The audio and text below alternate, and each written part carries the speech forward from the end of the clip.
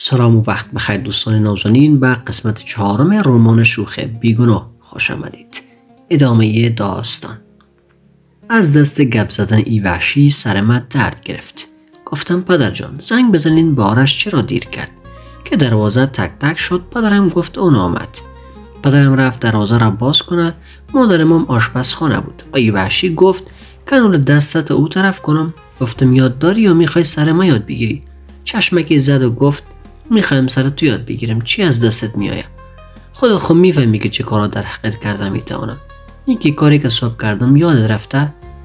آرش آمد گفت شایب جان این چیزایی که گفتی آوردم. من نگران بودم که در وقت کانال تبدیل کردن حتما قصد امروز ازم میگیره، اما قسمی تبدیل کرد که هیچ احساس درد نکردم و سیروم را بند کرد. آرش هم به پدرم گفت شایب اول نمره پانتون است. پدرم گفت ماشاءالله. شایب گفت مزاحمتان نمیشم، اگر احساس درد و بیحالی کرد صدا کنید خودم میرسانم. و دلم گفتم بد میکنی گم گو خدا. و طرف هم دید گفت مشکل خود ندارین؟ گفتم نه تشکر از زحمتتون. گفت خواهش میکنم شما سر من حق دارین. طرفش چپ چپ نگاه کردم، زیر لب گفتم باز حق برات نشان میدم چون به خاطر تو به این حالت رسیدیم. گفت وقتتان خوش و آرش تا دهن دروازه بدرقه کردش. من تا سیروم خلاص شد باید در اتاق نشیمن می بودم که اونجا اتاق خواب پدر مادرم هم بود. به خاطر من نان شب هم در اتاق نشیمن خوردم. آرش هم بعد از نان پهلویم دراز کشید، عکس‌های جدید گرفته بود و برام نشان داد. پدر و مادرم با هم قصه داشتن. آرش عکس‌هایش نشان داد و عکس او وحشی هم در تلفنش بود. وقتی سر عکس او آمد گفت این شعیب است، همین بچه‌ای که نو آمده بود. با دلم گفتم میشناسم وحشی را. گفت رفته بود ترکیه، یک در میدان هوایی گرفته. گفتم خاک دست سرش شود، او خسته شدم. آرش گفت شیشک به خاطر خودت عکس‌ها را نشان دادم که دق نیاری. گفتم میفهمم مردکی. گفت چرا گفتی خاک دست سرش؟ گفتم راست میگم ازش خوشم نامد، بیخی وحشی ها واری است. گفت تو به کجای او وحشی ها میمونه؟ قند بچه از بسیار با نزاکت. گفتم بیخی کجایش در قند و نزاکت میمونه؟ آرش خندید و متوجه سیروم شد. گفت سیروم خلاص شده، بیا او طرفش کنم. تو هم برو بخواب که بیغم شوم از دستت. گفتم حال خیلی با من در غم استی؟ آرش خنده کرد. گفتم او طرف شو، خودم میتونم بکشم دیگه، در غمم نباش. شوخی کردم. شیشه قر کردنش باز ببین. گفتم سیروم کشیدم و رفتم اتاقم. ساعت 10:48 بود. تلفنم من گرفتم، 41 بار تماس بی پاسخ بود. دیدم صدف زنگ زده. صدف بیخی یادم رفته بود. دل نادل تماس گرفتم، گفتم شاید تلفن پیش خانم برادرش باشه، اما بعد از چند بغ زدن جواب داد. صدف بود. گفت معلوم است کجا هستی؟ مردم از تشویش. گفتم اول سلام بدی آدم شو، بعد خنده کردم. گفت تو آدم شو، چرا به زنگم جواب نمیدی؟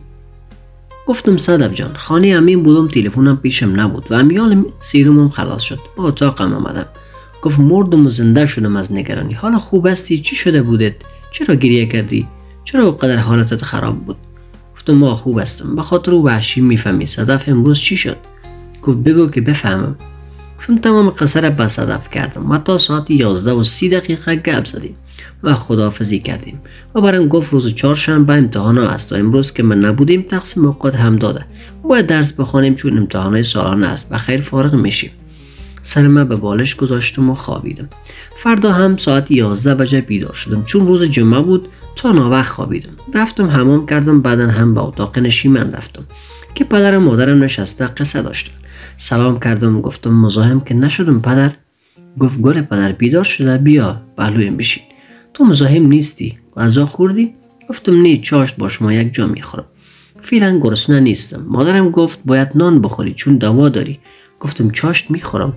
گفت حال بهتر شدی؟ گفتم کاملا سر حال هستم، دلتان جمع. مادرم گفت من برم با چاشت یک چیزی آماده کنم. مادرم رفت آشپزخانه و پدرم هم رفت وضو گرفت. ما رفتیم بالکن، چند لحظه نشستم، هوا سرد بود. آمدم پس در اتاق. خوب روز گذشت. نماز خواندم، نان خوردیم. دلم تنگ شده بود، موبایل ما گرفتم، با آرش زنگ زدم. بعد از چند بوق زدن جواب داد. گفت بله. گفتم سلام عشقم. خنده کرد، گفت علیک سلام، خوب هستی؟ گفتم من خوب هستم، تو چطور هستی؟ مریضی خوب شده؟ گفتم خوب نیستم. گفت چرا، چی شده؟ گفتم دلم تنگ شده و دلم به کاکا و شیر یخ رفته. خنده کرد، گفت بیگا برات میارم. گفتم نه یار، بیا مرا ببر، هر چی دلم شد میگیرم. گفت آوا جان کار دارم حاله. گفتم یعنی نمیری؟ گفت میرم، نیم ساعت بعد میایم، آماده باش. واقعا میایی؟ گفتم. گفت بله میایم. زنگ دادم بیرون شو. گفتم باشه چشم. گفتم من قربانشم، من میال آماده میشم. گفت چاپلوسی نگو، قطع کرد. چاپلوسی نبود، چرخگیری بود، خم نکردم. باز گفت خداحافظ، قطع کو. تماس گرفتم و آماده شدم. به مادر و پدرم گفتم آرش پشت میآید، بیرون میریم. پدرم اجازه داد. منتظر بودم آرش زنگ زد که بیا. پایان رفتم، پایان یک موتر وحشی پیش آرش. گفتم کجاست موتر خودت؟ و موترم در پارکینگ بود. شایب در مارکت آمده بود، من موترش آوردم. خب بریم اول شیریخ بخر، بعدن مارکت بریم. آرش گفت امر است یا خواهش؟ گفتم هر دوش. گفت پایین شو از موتر. گفتم واقعا پایین شو؟ گفت ها پایین شو. دروازه موتر میخواستم باز کنم، چشمایم آب زد. آرش دست مکش کرد، گفت مزاق کردم. و بلند خندید. گفتم نه پایان میشم، او طرف گذشته. دروازه را قفل کرد، گفت حال پایان شو ببینم. هیچ چیزی نگفتم، قهر کرده نشستم. موتر را روشن کرد، گفت آوا. من برش گفتم گفت قهر کردی؟ گفتم نه قهر نکردی. گفت پس گپ بزن، برای چی بگیرم؟ گفتم تو نگی، مرا مارکت ببر، خودم میگیرم هر چی دلم شد. گفت بچیم فایده مارکت تو میگیری، نقص میکنم. گفتم زود شو، مرا خانه ببر، اینقدر منت نکو، هیچ چیز هم برم نگیر. باز خانه هم که رفتم، با پدرم ازش شکایت میکنم. خنده کرد، گفت من مزاق میکنم، خوشو بیاد تو قهر کنی و لبرویت کشال بگیری. گفتم اینقدر خنده نکو. گفت خواه دیگه تو هم قهر نباش. تا مارکت بارش هیچ حرف نزدم. وقتی به مارکت رسیدیم، وحشی هم همون جا بود. آرش گفت آوا جان هر چی کار داری بگیر، من برم به کارایم برسم. وقتی خانه رفتن باز برس شیریخ هم میگیرم. در این هوای سرد فکر نکنم باشه هم. گفتم پیدا کو برم. گفت خامه کنم، تو برو دیگه چیزای طبیعی. مارکت بزرگ بود، من فکر میکردم مارکت کوچکی است، اما نه، خیلی بزرگ بود و بیروبار زیاد بود. ما یک سبد گرفتم و هر چی دلم شد در سبد انداختم و بردم جایی که حساب پرداخت میکنم. آرش استاده بود. گفتم آرش تمام شد، در خریطه برم بنداز. آرش گفت همین قدر است؟ گفتم کم است، باش دیگه هم میگیرم. گفت نه آوا جان زیاد است، فایده مارکت ما تمامش تو گرفتی. گفتم به پدر میگه پایت میگم. گفت خود راست میگم. گفتم راست که میگی بگی، هیچ کدامش نمیگیرم، من زود خانه ببر. خنده کرد، گفت نه خیر از بگی. گفتم آرش قهر میشم ازت. باز خنده کرد، گفت قهر شو. در سر چوکی نشستم، سکوت کردم که وحشی آمد، گفت سلام. فقط طرفش نگاه کردم، چیزی نگفتم. آرش گفت آوا شایب برات سلام داد. باز هم سکوت کردم. شایب گفت خوب هستین؟ گفتم شمارش چیه؟ آرش گفت آوا بد است، بیادبی نکو. شایب جان ببخشی شیشه قهر کرده. گفتم مرا خانه ببر. آرش گفت حال کار دارم، شام خانه میریم. نمیخوایم شام خانه برم، میخوایم امیال برم. گفت آوا جان من شوخی کردم، شیشه کن، وقتی قهر میکنی ساعتم تیر میشه و خنده میکنم چون گپای جالب میزنی. هیچ چیزی نگفتم که گریه کردم. آرش از پشت میز آمد نزدیکم، گفت چوب شو، آبروی مرا نبر، پیش همگی نکو گریه. گفتم چرا هر چیزی میگی مرا؟ گفت دیگه نمیگم، چوب شو، ببین شایب سیل داره، آبروی ما بردی. گفتم مرا زود خانه ببر. آرش گفت به شرطی میبرم که شیریخ برات بیارم، همینجا بخو و باز شام میریم هر دو یک جا. گفتم نه وقت میریم چون ما درس میخونم، امتحانای ماست. آرش گفت آوا جان ببین مارکت چقدر بیروبار است، چطور من خانه بروم؟ شایب گفت آرش اگر میخوایی من ببرم، بیا زود طرف خانه میرم.